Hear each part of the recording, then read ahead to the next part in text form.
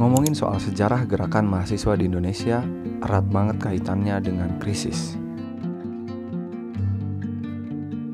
Ada begitu banyak literatur yang bisa lo baca untuk bisa tahu awal mula sejarah gerakan mahasiswa di Indonesia.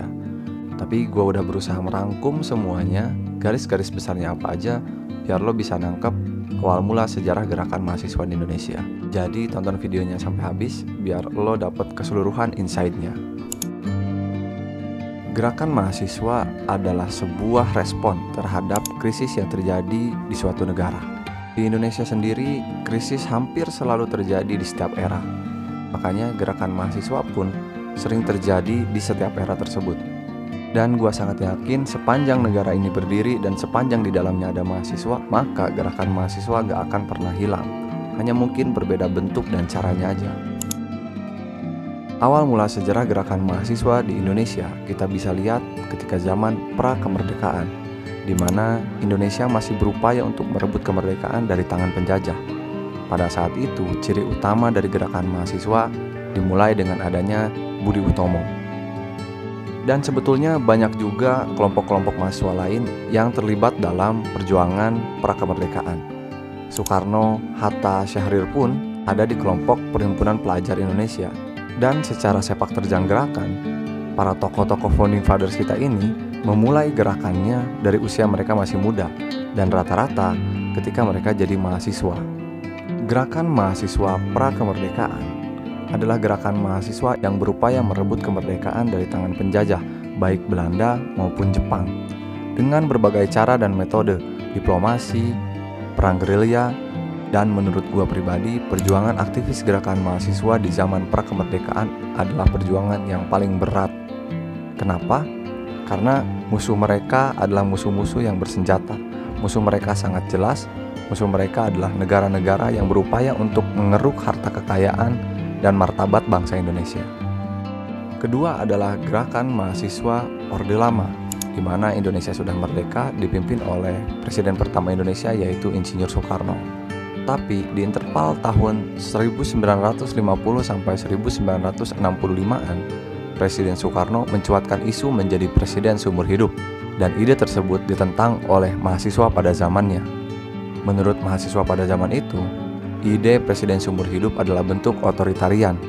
Maka nggak ada bedanya ketika kita dijajah, lalu kita merdeka, tapi sayangnya demokrasi tidak dijalankan. Salah satu nama terkenal seorang aktivis yang ada pada zaman itu adalah Soehokdi. Kalian bisa baca catatan-catatan Soehokdi untuk bisa tahu detail-detail gerakan mahasiswa yang terjadi pada zaman Orde Lama. Gerakan mahasiswa selanjutnya terjadi di Orde Baru, di mana Presiden Soeharto berkuasa selama kurang lebih 32 tahun. Demokrasi yang dijalankan oleh Presiden Soeharto adalah demokrasi semu, demokrasi yang sudah didesain untuk kemenangannya sendiri. Itu adalah sebuah fakta sejarah, dan banyak literatur yang mendukung bahwa memang Presiden Soeharto berupaya untuk mempertahankan kekuasaannya selama mungkin lewat partainya yaitu Golongan Karya. Kita juga pasti tahu bahwa puncak dari gerakan mahasiswa di Orde Baru itu ada di tahun 1998. Tapi awal mula gerakan mahasiswa di Orde Baru itu ada sejak tahun 1970-an. Namun dilaksanakannya KKN, dilaksanakannya Dwi Fungsi ABRI menyebabkan gerakan mahasiswa di era itu sangat sulit untuk bergerak. Cara kepemimpinan Presiden Soeharto pada zaman itu berhasil membungkam banyak gerakan. Salah satunya adalah gerakan aktivis mahasiswa. Tapi di masa itu mahasiswa tentu nggak tinggal diam. Mereka melakukan diskusi-diskusi kecil dari satu forum ke forum yang lain untuk menyatukan persepsi dan visi. Sehingga letupan-letupan gerakan terus terjadi di setiap tahunnya, di setiap pemilunya, sampai akhirnya memuncak pada tahun 1996 sampai dengan 1998. Untuk ex-aktivis gerakan mahasiswa tahun 1998 itu masih banyak banget yang terkenal hingga hari ini. Ada yang jadi pejabat, ada yang jadi politisi, ada yang jadi komisaris, ada yang jadi pengusaha, dan lain-lain. Bahkan ada yang gak jadi apa-apa.